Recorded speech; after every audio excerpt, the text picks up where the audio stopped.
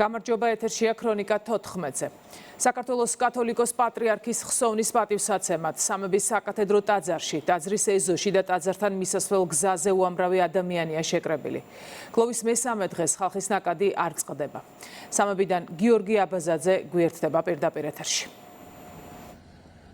საპატრიარქო მოუწოდებს სასულიერო პირებს მთელი ქვეყნის მასშტაბით 22 მარტის ჩათვლით 12 საათზე დარეკონ სამგლოვიარო ზარები. სამგლოვიარო პროცესია სწორედ 22 მარტში ამოვერთდება მსოფლიო პატრიარქი ყოვლადუწმინდესი ბართლომეუსი, მთავარეპისკოპოსი კონსტანტინოპოლისა და ახლისა რომის. მსოფლიო საპატრიარქოს ვებგვერდზე გამოქვეყნებულ ინფორმაციაში ვკითხულობთ, რომ ყოვლადუწმინდესი ბართლომეუსი თბილისში ჩამოვა კვირას დილით საკმაოდ ხალხმრავალ დელეგაციასთან ერთად და ამ დელეგაციის შემადგენლობაში იქნება ქართულენოვანი თემის ხელმძღვანელი არქიმანდრიტი ილია. ზოგადად მსოფლიო საპატრიარქოს პროტოკოლი კი არის ასეთი, როცა ჩადის მსოფლიო პატრიარქი სხვა ქვეყანაში რომელიმე კათოლიკოს პატრიარქის დაკრძალვაზე, ის ამ დროს არ უძღვება ლიტურგიას, არამედ წესს უგებს განსვენებულს. ასევე უკვე ცნობილია, რომ ვატიკანიდან თბილისს ეწევა კათოლიკოს პატრიარქ ილია მეორის დაკრძალვაზე კარდინალი კურტ კოხი დელეგაციასთან ერთად პანაშვიდზე კი უკვე იმყოფებოდა კათოლიკური ეკლესიის ეპისკოპოსი ჯუზეპე პაზოტო. უნდა ითქვას ისიც, რომ ილია მეორე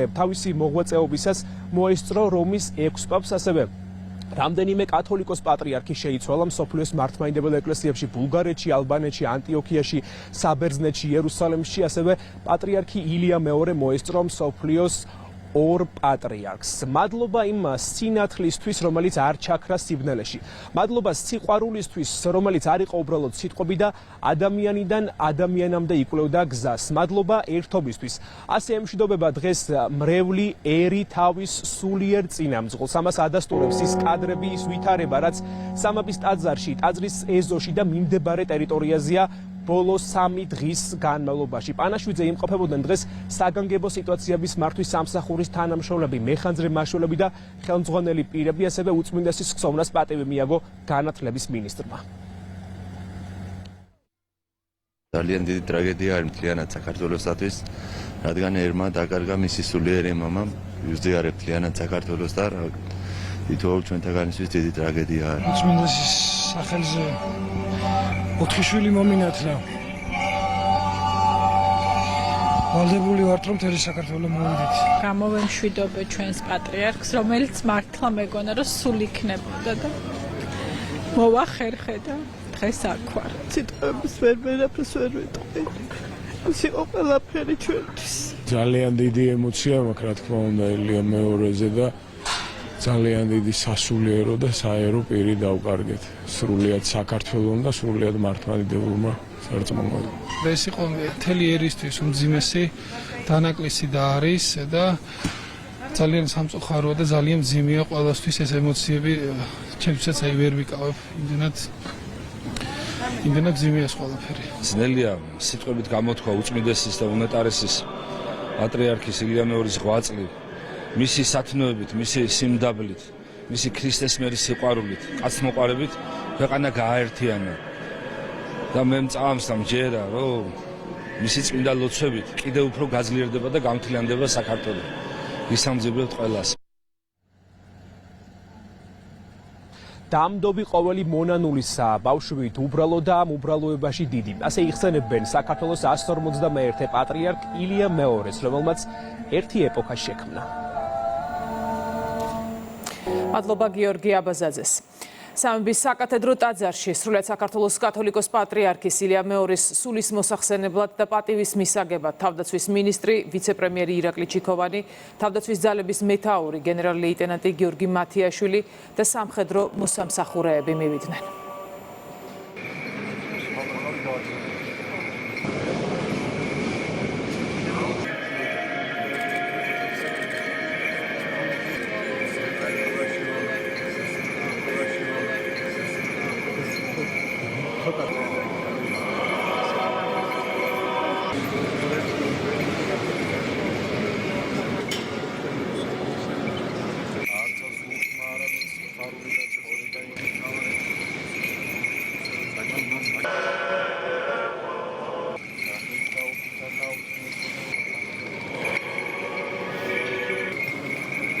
დღეს საქართველოს თავდაცვის ძალებმა პატივი მიაგეს ჩვენს უწმინდეს საქართველოს პატრიარქს ილია მეორეს მას განსაკუთრებით უყვარდა ჩვენი სამშობლოს დამცველები, ჩვენი ჯარისკაცები, ჩვენი ოფიცრები, ასე რომ უდიდესი დანაკლისია როგორც საქართველოსთვის, ისევე ჩვენ თავდაცვის ძალებისთვის უსამძიმრებ ყველა თელ მართლმადიდებელ სამყაროს. ყველა ჯარისკაცი პატივს მიაგებს მის უწმინდესობას, მოგეხსენებათ ჩვენს უწმინდესობას, განსაკუთრებული პატივისცემა და სიყვარული ქონა ყოველი ჯარისკაცის და ქართველი მხედრობის წინაშე, რისთვისაც ჩვენ მის მიმართ გამოვხატავთ დიდ მადლიერებას და თავდაცვის მინისტრის, თავდაცვის ძალების მეთაურის და ხელმძღვანელობის და ყოველი ჯარისკაცის სახელით უსამძიმრებს სრულიად საქართველოს მის გარდაცვალებას.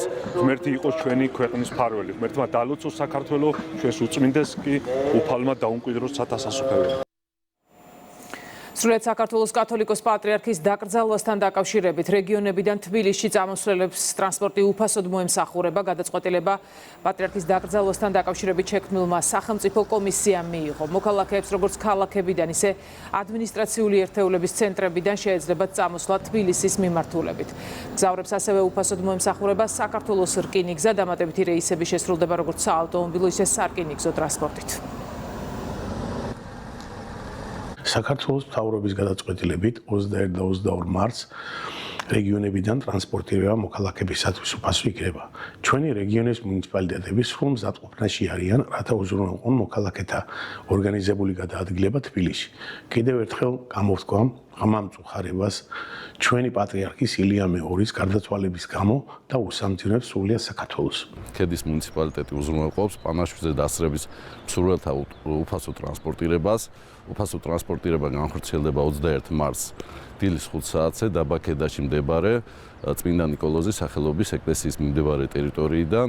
ასევე აღნიშნული ინფორმაცია განთავსებული არის მუნიციპალიტეტის ოფიციალურ Facebook გვერდზე. ხულოს მუნიციპალიტეტის მერია უზრუნველყოფს უფასო ტრანსპორტირებას საქართველოს კათოლიკოს პატრიარქის უწმინდესისა და უნიტარესის პანაშვიდზე გამგზავრების მსურველთათვის. უსამძიმრებს საქართველოს ეკლესიას, სასულიერო პირებს, სრულიად საქართველოს და ქართველ ხალხს. კათოლიკოს პატრიარქს გლოვობს მთელი საქართველო. მისი ხსოვნის პატივსაცემად მთელი ქვეყნის მასშტაბით ადმინისტრაციულ შენობებზე პატრიარქის ფოტოებია გამოფენილი. ქვეყანაში გლოვის დღეები პატრიარქის დაკრძალვის დღის ჩათვლით გაგრძელდება.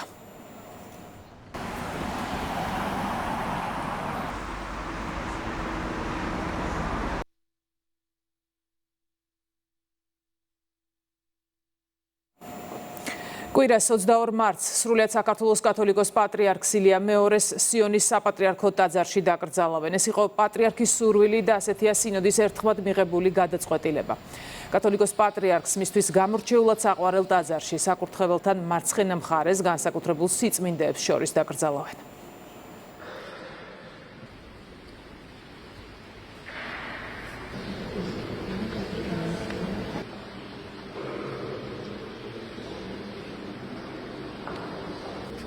Алло.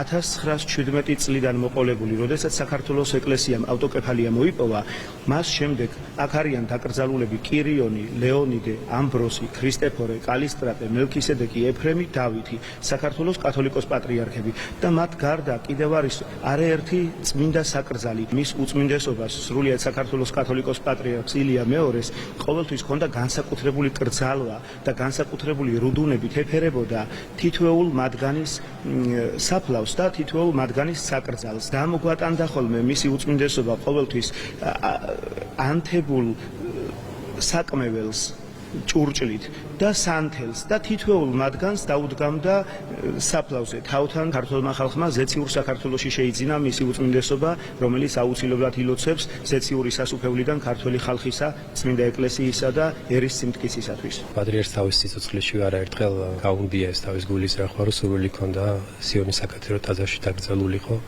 ეს იცოდნენ სასულიერო პირებმა, ზოგმა ერის ხალხმაც ეს მისი სურვილი და მისი გარდაცვალების შემდგომ ყველას უნდა მისთვის განსაკუთრებული პატივი მიეგო განსაკუთრებული სიყვარული გამოიხატა და ეს მისი სურვილი აღსრულებულიყო. თუმცა ამას სჭირდებოდა წმინდა სინოდის გადაწყვეტილება, კომისიის ერთობლივი მსჯელობით გადაწყდა განსაკუთრებულ საპატიო ადგილზე დაკრძალულიყო უწმინდესი და უნეტარესი, ამიტომ აირჩა განსაკუთრებული ადგილი, ამბიონი, ამაღლებული ადგილი საკურთხევლის წინ, ჩრდილოეთი მხარე და შეიძლება სიმბოლურიც არის, რომ აქ არის ორი დიდი სიწმინდე.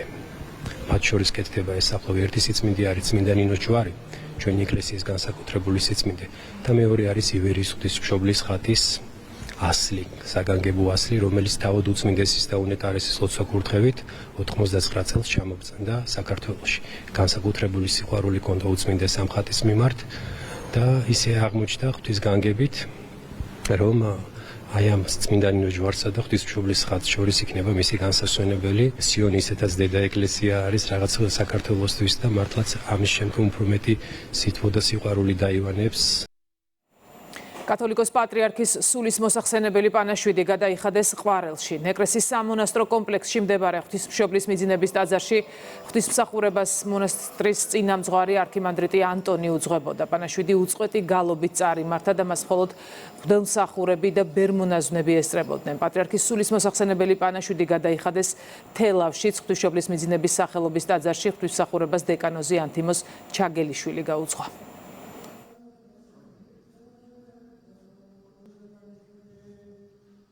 საქართველოსთვის ძალიან დიდი რამე დატოვა და ბევრი რამე დატოვა. აი ჩამოთვლაც კი ძალიან ძნელია, იმდენად ბევრია მისი დანატოვარი. თუნდაც ის რომ ნათლულები ყავამდენი და ხალხმა ძალიან ბევრი, აი მესამე და მეოთხე შვილი გააჩინეს, იმიტომ რომ პატრიარქს უნდა მოენათლა. დიდი მოღვაწე იყო და დიდი სულიერი მამა იყო.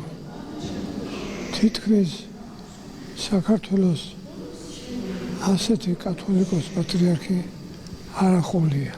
მან ძალიან მძიმე წლებში გავო თავის ცხოვრება და მოღვაწეობა. მაგრამ არაფერს არ შეუშინდა, სულიერად ამხნევებდა როგორც სასულიერო პირებს, ასევე საერო ადამიანებს. საქართველოს კათოლიკოს პატრიარქის გარდაცვალებასთან დაკავშირებით ევროპის საბჭოს შენობაზე საქართველოს და ევროკავშირის დროშები დაუშვეს. გადაწყვეტილება ევროპის საბჭოს გენერალურმა მდივანმა ალან ბერსემ მიიღო. საქართველოს მთელი მსოფლიოდან იღებს სამძიმარს, საქართველოს პატრიარქის განსაკუთრებულ როლს ქვეყნის ისტორიაში ქვეყნის გარეთაც აღნიშნავენ. საქართველოს უსამძიმრებენ ამერიკის შეერთებული შტატების სახელმწიფო მდივანი და სახელმწიფო დეპარტამენტის სპეციალური წარმომადგენელი. მარკო რუბიოს სამძიმრის წერილში ნათქვამია, რომ ილია მეორის სულიერი წინამძღოლობა და მისი წარუშლელი მემკვიდრეობა მომავალ თაობებს ემახსოვრებათ. სამძიმრის წერილს ავრცელებს ესპანეთის საელჩო და სამხრეთ კავკასიაში ეუთოს საპარლამენტო ასამბლეის სპეციალური წარმომადგენელი. საქართველოს და ქართულ ხალხს უსამძიმრებს სერბეთის რესპუბლიკის საგარეო საქმეთა მინისტრი. ჩვენ ვგლოვობთ მისი უწმინდესობის საქართველოს კათოლიკოს პატრიარქ ილია მეორის გარდაცვალებას და გულწრფელ სამძიმარს ვუცხადებთ საქართველოს ხალხს, ასევე საქართველოს მართლმადიდებელი ეკლესიის ყველა მორწმუნეს. მისი სულიერი ლიდერობა და წარუშლელი მემკვიდრეობა თაობებს ემახსოვრებათ და ემშვიდად განისვენოს. ღრმა სამძიმარს ვუცხადებთ ყველა იმ ადამიანს, ვინც პატრიარქ ილია მეორის გარდაცვალებას გლოვობს. პატრიარქის, რომელიც იცავდა საქართველოს მართლმადიდებელი ეკლესიის თავისუფალ აღმსარებლობას საბჭოთა კავშირის მიერ რწმენის განადგურებისა და თავისუფლების ჩახშობის მცდელობების ფონზე. საქართველოში ესპანეთის საელჩო გულწრფელ სამძიმარს უცხადებს საქართველოს მართლმადიდებელ ეკლესიას და საქართველოს მოსახლეობას მათი პატრიარქის, მისი უწმინდესობისა და უნეტარესის ილია მეორის გარდაცვალების გამო. ის წარმოადგენდა საქართველოს სულიერი იდენტობის ქვაკუთხედს და ემშვიდობით განისვენოს. გულწრფელად ვუსამძიმრებ ქართულ ხალხს და ყველა იმ ადამიანს, ვინც მის გარდაცვალებას გლოვობს. ღრმა მწუხარებით შევიტყვე მისი უწმინდესობისა და უნეტარესობის სრულიად საქართველოს კათოლიკოს პატრიარქის ილია მეორის გარდაცვალების შესახებ. სერბეთის რესპუბლიკის საგარეო საქმეთა სამინისტროს და პირადად ჩემი სახელით ნება მიბოძეთ გამოვხატო ჩემი გულწრფელი სამძიმარი და გთხოვოთ გადასცეთ ჩვენი ღრმა თანაგრძნობა საქართველოს საპატრიარქო ტახტს, საქართველოს მართლმადიდებელი ეკლესიის წმინდა სინოდს, სამღვდელოებას, სამონასტრო საზოგადოებასა და მოძმე ქართველ ხალხს. ეკლესიათა მსოფლიო საბჭო საქართველოს კათოლიკოს პატრიარქის ილია მეორის გარდაცვალების გამო მწუხარებას გამოთქვამს და უსამძიმრებს საქართველოს მართლმადიდებელ ეკლესიას. პოლონეთის ეპისკოპოსთა კონფერენციის სახელით პოლონეთის ეპისკოპატის გენერალურმა მდივანმა სამძიმარი გამოუცხადა საქართველოს ელჩს პოლონეთში. სამძიმრის წერილს ავრცელებს იერუსალიმის, როდოსის და მალტის წმინდა იოანეს ჰოსპიტალიერთა სუვერენული სამხედრო ორდენის კანცელარია. ეკლესიათა მსოფლიო საბჭოს სახელით გულწრფელად ვუსამძიმრებ საქართველოს მართლმადიდებელ ეკლესიას. ჩვენ მთელ მსოფლიოში ჩვენს მართლმადიდებელ დებსა და ძმებთან ერთად მადლობას ვწირავთ ღმერთს პატრიარქ ილია მეორის სიცოცხლისა და მოღვაწეობისთვის. ღმერთმა მისცეს ძალა, მშვიდობა და ნუგეში ყველას, ვინც გლოვობს ამ მწუხარებისა და დანაკლისის ჟამს. გულწრფელ სამძიმარს უცხადებს საქართველოს მართლმადიდებელ ეკლესიასა და სრულიად ქართველ ერს. ის უზარმაზარი სულიერი და მორალური ავტორიტეტი, რომელიც განსვენებულ კათოლიკოს პატრიარქ ილია მეორეს ჰქონდა როგორც უშუალოდ საქართველოში, ასევე მის საზღვრებს გარეთ, ნათლად აჩვენებს თუ რამდენად დიდი დანაკლისია მისი მამის სახლში გადასახლება ყველასთვის, ვისაც ჰქონდა შესაძლებლობა ეხილა მისი რწმენა, ავთენტიკური ღვთისმოსაობა და სიბრძნე. თქვენო მაღალ ყოვლად უსამღვდელო ესობავ, ღრმა მწუხარებით შევიტყვე მისი უწმინდესობის ილია მეორის საქართველოს კათოლიკოს პატრიარქის გარდაცვალების შესახებ. პიროვნებისა, რომელიც ქართველი ხალხისთვის დიდად პატივსაცემი სულიერი მამა იყო. მისი ხანგრძლივი მსახურების განმავლობაში, რომელიც 1977 წელს დაიწყო, მისი უწმინდესობა სიბრძნითა და ერთგულებით ხელმძღვანელობდა ეკლესიას. ურთულეს პერიოდებში ინარჩუნებდა მას და მხარს უჭერდა მის სულიერ განახლებას. მალტის სუვერენული სამხედრო ორდენის სახელით მსურს გამოვხატოთ თქვენს მიმართ, წმინდა სინოდის და ყველა მორწმუნის მიმართ ჩემი უღრმესი სამძიმარი და დაგარწმუნოთ, რომ ამ გლოვის დროს თქვენთვის ვლოცულობთ. ვანდობ განსვენებული პატრიარქის სულს უფლის მოწყალებას და ვლოცულობ, რომ ყველა, ვინც მას გლოვობს, ნუგეში ჰპოვოს. კათოლიკოს პატრიარქს იხსენებენ თბილისის სასულიერო აკადემიის ლექტორები და სტუდენტები. სასულიერო აკადემია უწმინდესის ეპოქის ერთ-ერთი გამორჩეული ნაწილია. თბილისის სასულიერო აკადემია პატრიარქის მიერ დაარსდა 1988 წელს ილია მეორის ლოცვა კურთხევით და მისი უშუალო ხელშეწყობით მცხეთიდან თბილისში გადმოიტანეს სასულიერო სემინარია და იმავე ბაზაზე გაიხსნა თბილისის სასულიერო აკადემია. ჯერ კიდევ პატრიარქად აღსაყრებამდეც კი ძალიან დიდ ყურადღებასა და მნიშვნელობას ავლენდა განათლების მიმართ. უწმინდესისა და უნეტარესის სრულიად საქართველოს კათოლიკოს პატრიარქ ილია მეორის ძალისხმევით 1988 წელს თბილისში გაიხსნა თბილისის სასულიერო აკადემია. მას არაერთხელ უხსენებია და უთქვამს თუ რაოდენ დიდი მნიშვნელობა აქვს საღვთისმეტყველო განათლებას, განსაკუთრებით მომავალი სასულიერო პირებისთვის. ზოგადად უნდა ითქვას ის, რომ თბილისის სასულიერო აკადემია და სემინარია გახლავთ უმაღლესი საღვთისმეტყველო სკოლა, რომელიც როგორც უწმინდესმა არაერთხელ ბრძანა, არის მემკვიდრე იმ ძალიან დიდი საგანმანათლებლო კერებისა, რომელიც ჩვენ ისტორიულად გვქონდა. მისი უწმინდესობისთვის ძალიან მნიშვნელოვანი იყო სასულიერო აკადემია და სემინარია. ჩანს იქიდანაც, რომ იყო წლები, როდესაც მისი უწმინდესობა უშუალოდ იყო რექტორი აკადემიის. რა თქმა უნდა, მისი დაფუძნებულია ეს, მაგრამ უშუალოდ რექტორიც იყო. ქრონიკა 14-ზე დასრულებულია, ეთერში 17 საათზე დავბრუნდებით. დროებით.